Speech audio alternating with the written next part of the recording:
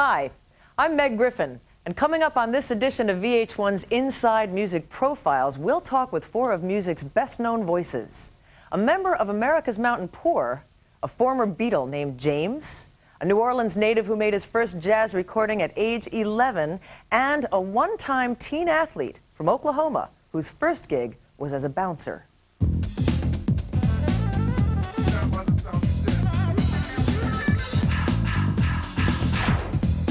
And girls are the same as guys. I mean, we look at your buns when you walk off and, you know, we check you out. You know, it's like women are like that. I really shouldn't be saying this, though. This is a bit private. People say, you're taken from Frank Sinatra, and I'm saying, you're damn right I'm taken from Frank Sinatra. Like the act of sex, there are so many characteristics that you fall in love with somebody for. As for our next artist, when he was born in 1942, his given name was James, but he's far better known by his middle name, Paul, as in McCartney. Well, Paul is currently on his new world tour with his latest release, Off the Ground. And when Charles Young spoke with McCartney, he cut right to the chase. Paul, what about these rumors that you're going to replace Bill Wyman in the Rolling Stones? Complete rumors, utterly false. It's a natural thought, I think. You know, I must admit, when I saw that there was a vacancy, a little light went off in my mind. I thought, I'm a bass player. No, you know, I think if the truth be known, I think Mick's been trying to replace him for years. Well, if Mick did call you up and said, hey, let's do a really decadent old-time rock and roll tour and teach Guns N' Roses how it's really done, you wouldn't be tempted to try that? Nope. No, I know Mick for a long time, you know, and we've kind of talked about, say many, many years ago, we talked about me playing with them.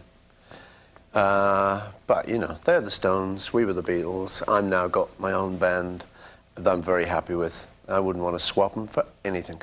Wait a minute, you actually talked with Mick once about joining his band? Yeah, probably shouldn't kiss and tell, but many, many years ago. I think, you know, he's been a little bit dissatisfied on and off with Bill.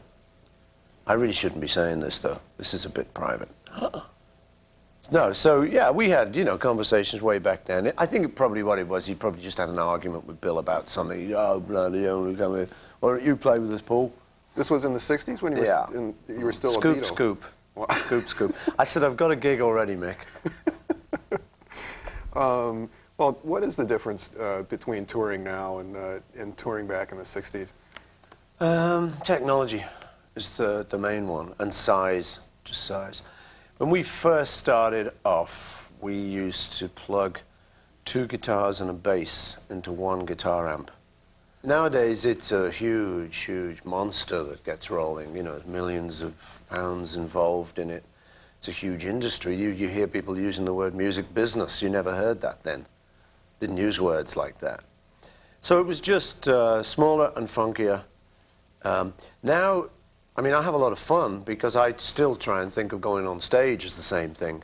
But if you look at the equipment and you look at the size of the audiences, I mean, the first really big thing we ever did was the Shea Stadium thing, which now, I mean, last tour we went, I think we played to something about 3 times that amount when we played in Rio.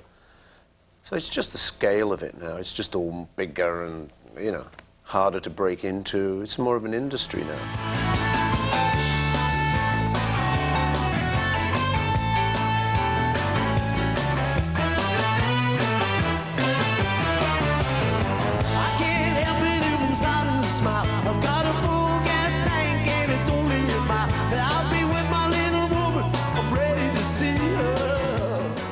Does the fact that your own children are getting a little older have anything to do with the fact that you're able to tour more often now? Someone suggested that. I'm not sure. Probably does, actually. I'd never thought of that. Because we used to take the kids on tour with us. People used to really give us a hard time. Oh, they're dragging their children around the world. I said, dragging the children around the world? You're kidding. People pay to take their kids to Florida and to Australia. It's supposed to be like a great thing to travel, you know. Why did you decide to tour again so soon? I was a little surprised to hear about this tour. I expected a few more years a long to go by. gap, I know. It's really because we just enjoyed the last one so much. I think we had probably the most successful tour in America that year. So we just felt great. We went, yo, man, we did it, you know. That tour broke box office records in the States and Europe. and set the world record in Rio de Janeiro for the biggest stadium crowd in rock and roll history. And McCartney says he's reveling in rockin' again. I'm Meg Griffin. Stick around for more of VH1's Inside Music Profiles.